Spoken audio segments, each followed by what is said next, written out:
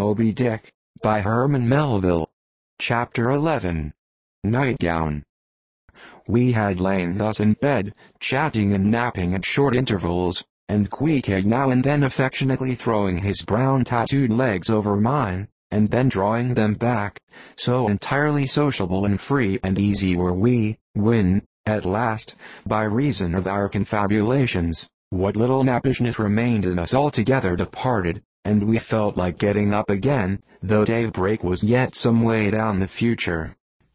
Yes, we became very wakeful, so much so that our recumbent position began to grow wearisome, and by little and little we found ourselves sitting up, the clothes well tucked around us, leaning against the headboard with our four knees drawn up close together, and our two noses bending over them, as if our kneepans were warming pans. We felt very nice and snug, the more so since it was so chilly out of doors, indeed out of bed clothes too, seeing that there was no fire in the room. The more so, I say, because truly to enjoy bodily warmth, some small part of you must be cold, for there is no quality in this world that is not what it is merely by contrast. Nothing exists in itself. If you flatter yourself that you are all over comfortable, and have been so a long time, then you cannot be said to be comfortable anymore.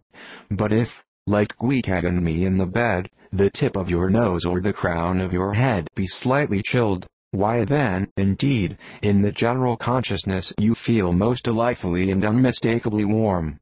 For this reason a sleeping apartment should never be furnished with a fire, which is one of the luxurious discomforts of the rich. For the height of this sort of deliciousness is to have nothing but the blanket between you and your snugness and the cold of the outer air. Then there you lie like the one warm spark in the heart of an Arctic crystal. We had been sitting in this crouching manner for some time, when all at once I thought I would open my eyes. For when between sheets, whether by day or by night, and whether asleep or awake, I have a way of always keeping my eyes shut, in order the more to concentrate the snugness of being in bed. Because no man can ever feel his own identity aright except his eyes be closed, as if darkness were indeed the proper element of our essences, though light be more congenial to our clay part. Upon opening my eyes then, and coming out of my own pleasant and self-created darkness into the imposed and coarse outer gloom of the unilluminated 12 o'clock at night, I experienced a disagreeable revulsion. Nor did I at all object to the hint from Queequeg that perhaps it were best to strike a light, seeing that we were so wide awake, and besides he felt a strong desire to have a few quiet puffs from his tomahawk.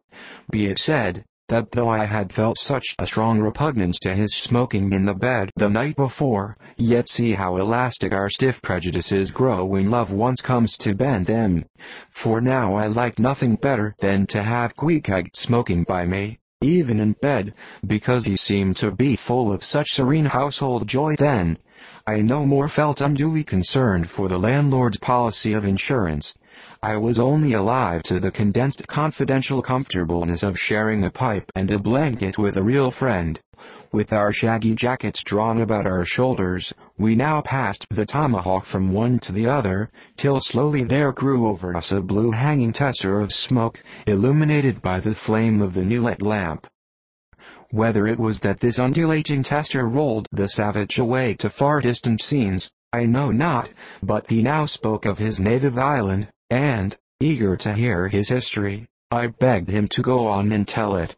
He gladly complied, though at the time I but ill comprehended not a few of his words, yet subsequent disclosures, when I had become more familiar with his broken phraseology, now enable me to present the whole story such as it may prove in the mere skeleton I give.